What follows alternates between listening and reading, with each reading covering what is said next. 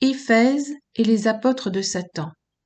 Écrit à l'ange de l'église d'Éphèse, voici ce que dit celui qui tient les 7 étoiles dans sa main droite, qui marche au milieu des 7 chandeliers d'or.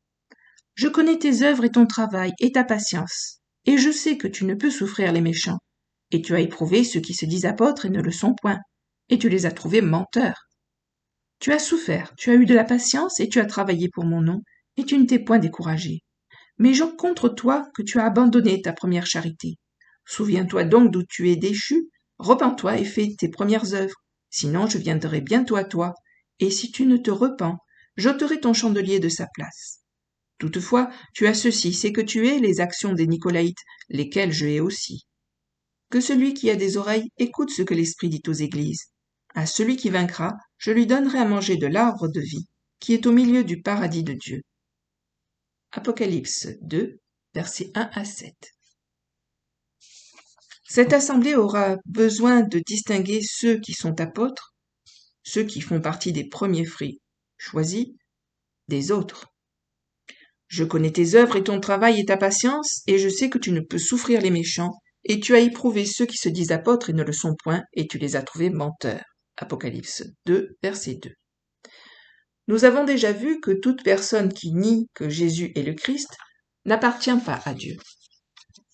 Cette Église rencontrera des Juifs qui essaieront de se faire passer pour des apôtres revendiquant une autorité spéciale sur eux et sur les 144 000. Cette assemblée reconnaîtra que ces soi-disant apôtres ne font pas partie de leur groupe. Ce sont de faux frères dénués de l'esprit et des menteurs. Le thème des menteurs, ces Juifs qui sont de la synagogue de Satan, qui mentent, sont d'abord mentionnés ici dans ce passage. Si l'un des serviteurs de Satan cherche à infiltrer l'œuvre de Dieu à Éphèse, cette assemblée le remarquera rapidement. Bénis par le discernement, ils exposeront les messages de Satan. Cette Église endurera beaucoup pour Christ. Tu as souffert, tu as eu de la patience et tu as travaillé pour mon nom et tu ne t'es point découragé. Apocalypse 2, verset 3. Cependant, ils sont déficients dans un domaine très important qui a le potentiel de leur faire perdre leur statut de premier-né, mais pas leur salut. Mais ce que j'ai contre toi, c'est que tu as abandonné ton premier amour. Souviens-toi donc d'où tu es tombé, reprends-toi et pratique tes premières œuvres. Apocalypse 2, versets 4 et 5a. Certains croyants de ce groupe auront abandonné leur premier amour. Beaucoup supposent que l'amour que cette Église a abandonné est leur amour pour le Christ, et que c'est leur amour pour lui qui s'est refroidi. Mais il est évident qu'ils ont une dévotion au Christ, qui s'étend même à une volonté de supporter des épreuves pour l'amour du Seigneur. Le Christ relie leur premier amour, abandonné, aux actes qu'ils accomplissaient au début. L'amour qu'ils avaient autrefois était démontré par les œuvres accomplies lorsqu'ils ont été sauvés et scellés pour la première fois. Les œuvres des nouveaux croyants sont enregistrées dans le livre des Actes. Or, ils persévéraient dans la doctrine des apôtres, dans la communion, dans la fraction du pain et dans les prières. Et tout le monde avait de la crainte, et il se faisait beaucoup de miracles et de prodiges par les apôtres. Or, tous ceux qui croyaient étaient dans un même lieu et avaient toutes choses communes. Ils vendaient leurs possessions et leurs biens et les distribuaient à tous selon les besoins que chacun en avait. Et ils étaient tous les jours assidus au temple d'un commun accord et rompaient le pain dans leur maison. Ils prenaient leur nourriture avec joie et simplicité de cœur, louant Dieu et étant agréables à tout le peuple, et le Seigneur ajoutait tous les jours à l'Église des gens qui étaient sauvés. Acte 2, versets 42 à 47. En plus de suivre le véritable enseignement des apôtres authentiques, les membres de l'Église primitive passaient du temps ensemble, partageaient leurs repas et s'assuraient que les besoins physiques de leurs frères et sœurs étaient satisfaits. Leur amour sincère les uns pour les autres provenait de cœurs purs qui, à leur tour, attiraient les autres dans la communauté de foi. Le commandement le plus important que les croyants doivent suivre est le nouveau commandement que Jésus a donné à ses disciples la nuit de sa trahison.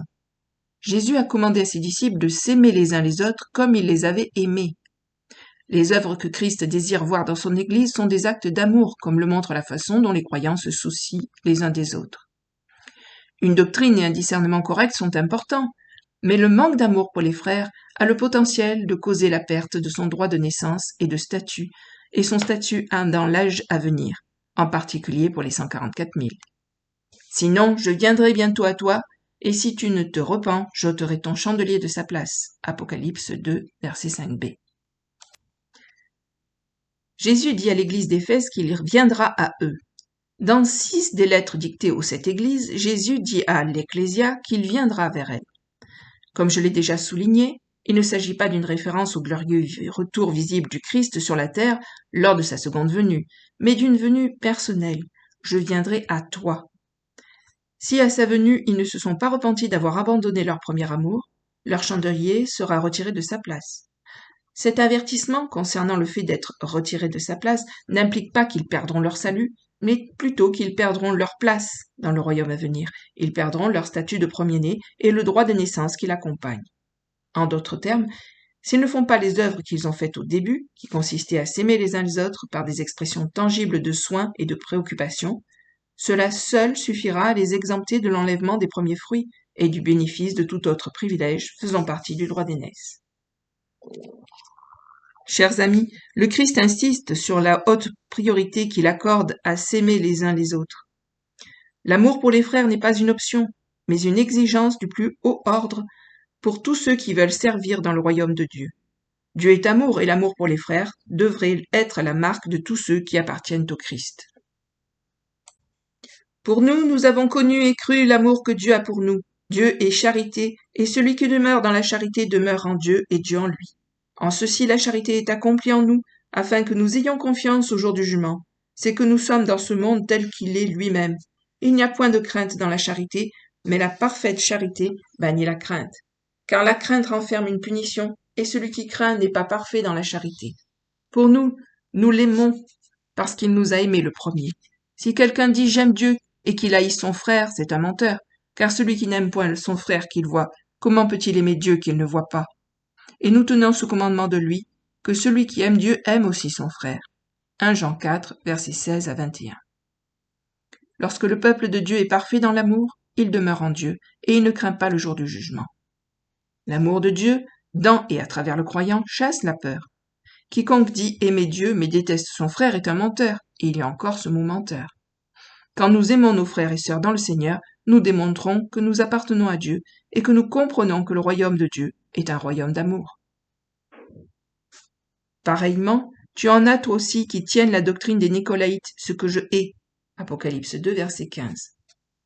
Le mot Nicolaïte vient de 2 mots grecs, Niké, signifiant conquérir et avoir la victoire, et Laos, signifiant peuple. Les Nicolaïtes représentent symboliquement ceux qui désirent conquérir le peuple, c'est-à-dire qu'ils cherchent à se placer au-dessus des autres croyants dans une relation hiérarchique. Ils désirent reproduire la structure hiérarchique du christianisme babylonien et du faux judaïsme en se plaçant au-dessus des autres croyants. Ils ne reconnaissent pas que tous les croyants sont des frères parmi des frères. Au lieu de cela, ils se considéreront comme supérieurs et tenteront ainsi de dominer et de contrôler le peuple de Dieu, affirmant qu'ils ont l'autorisation de Dieu de régner sur eux. S'établissant comme chefs de file dans la maison de Dieu, ils tenteront sciemment ou non de reproduire une œuvre que Christ déteste et finira par détruire. Notez que Christ déteste les œuvres des Nicolaïtes, pas les Nicolaïtes eux-mêmes.